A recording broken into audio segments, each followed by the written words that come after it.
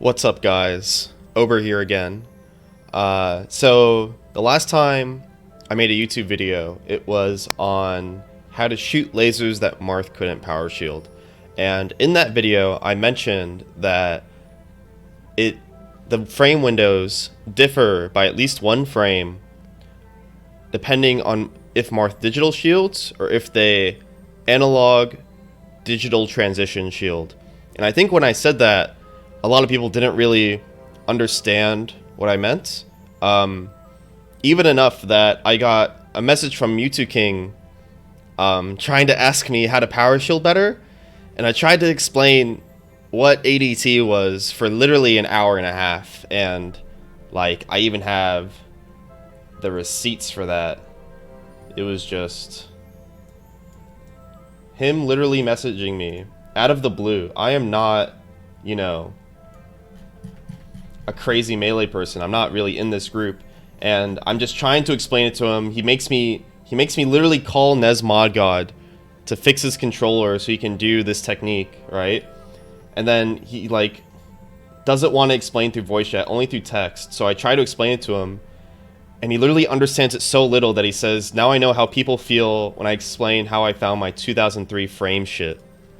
I'm just like, oh my god. I need to make a video on this because I couldn't find any videos explaining ADT or Z power shield or what digital power shield was or what analog to digital is. So I'm just going to do it now. I'm going to explain it all for you here.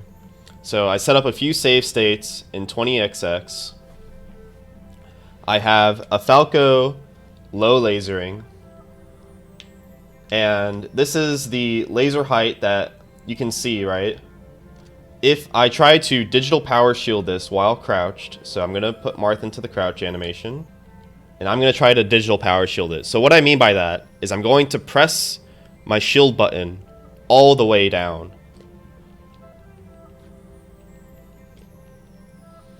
So you can see right there, I try to digital power shield at this spacing, and it doesn't work. The power shield, even though I shielded in time, the power shield didn't work. So that's because I'm digital shielding. Now, if I do the same exact thing, but instead of digital power shielding, which is pressing my L button all the way down, I instead half press it down, making it a light shield, and then press it all the way down the next frame. So I set up a save state for that, so I don't have to do it. So you see, I light shield on this frame, and then I digital shield. So I go from pressing my control trigger halfway down, like anywhere down basically in the analog zone, to all the way down for digital. You see the white circle, which is around Marth, that's the power shield bubble. This is analog to digital transition. I am transitioning from analog shield, which is light shield, to digital shield, which is hard shield. And the power shield bubble for that power shield, like for that shield, is huge.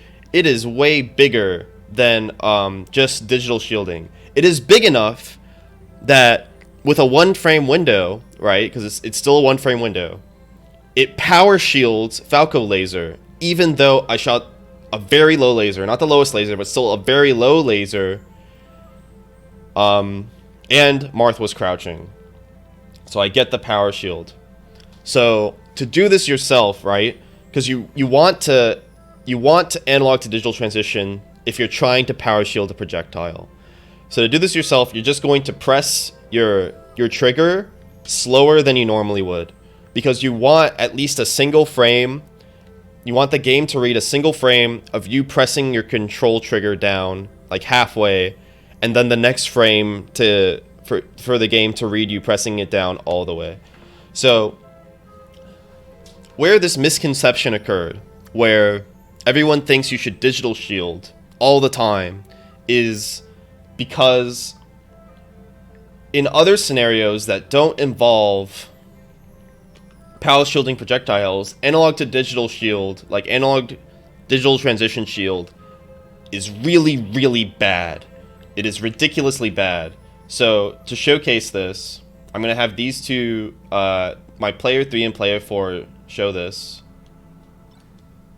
So I have it set up where on frame 5, the Marth is going to shield. And then on frame 6, he's going to hard shield. So he's going to go through analog digital transition. He's light shielding right now. That's the beginning of light shield.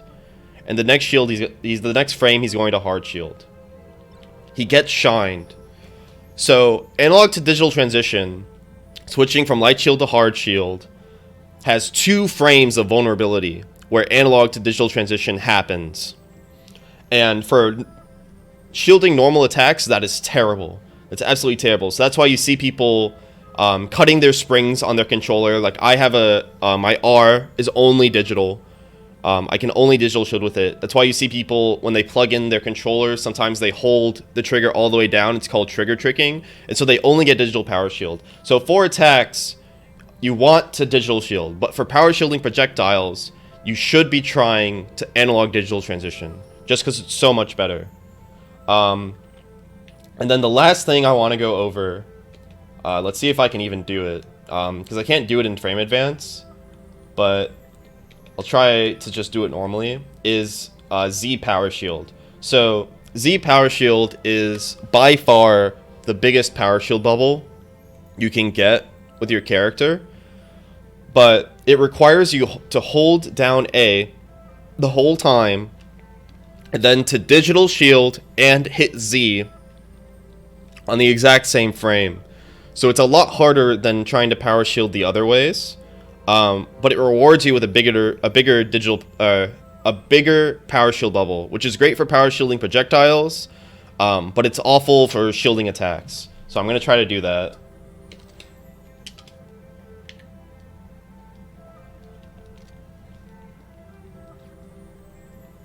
Yeah, so I hit Z and L the exact same frame, so it became a Z power shield, which is a lot bigger. And I can go frame by frame, recording it just so I can show you what that looks like without this playing back. Alright, so I'm holding down A, and then my Z and my L are pressed at the same time, so you can see the power shield bubble is just generally bigger. It's like that big, which is huge. Alright, and that's everything. So leave a comment if you have any questions.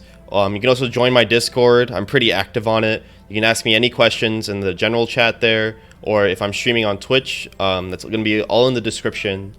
And then make sure you subscribe and like the video, and I'll be sure to post more Melee content like this, just on like misconceptions or like tech that people don't really get, maybe some of my tournament runs. So thanks for watching.